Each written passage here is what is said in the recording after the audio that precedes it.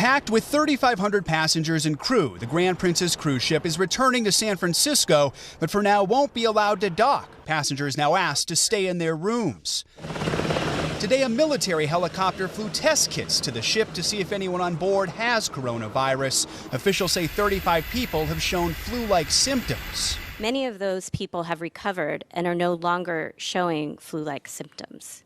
4 passengers on a previous cruise on this very ship tested positive for coronavirus. One of them died. Authorities are working to contact thousands who were on that voyage and have since traveled home, while passengers aboard this current trip are in limbo. It's kind of a little bit disturbing being out here in the open seas, just, barely pushing along. We're just going in circles and not knowing how long we're going to be out here.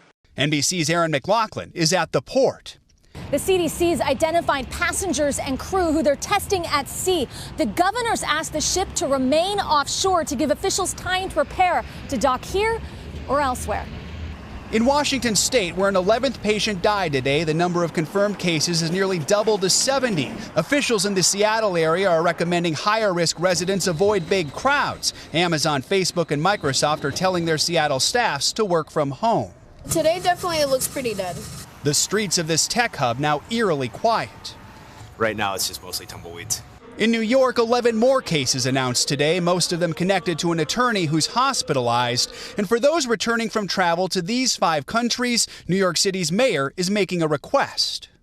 We're asking you to isolate yourself for 14 days as a precaution. With 3 new states, Tennessee, Nevada, and Colorado, reporting their first positive test results today, there are now more than 220 cases across the country. Some have recovered. Tom Pinoa of Illinois was the first in the U.S. to get the virus through person-to-person transmission. He and his wife tested positive in late January. He was quarantined for 2 weeks, first at a hospital, then home isolation. It was less than having the flu for me. I don't know about other people, but I really didn't feel any symptoms other than some minor upper respiratory problem.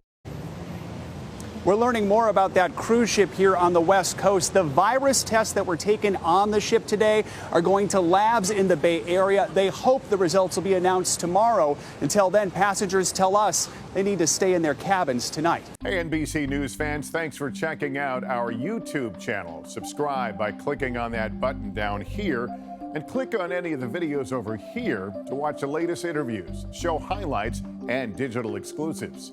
Thanks for watching.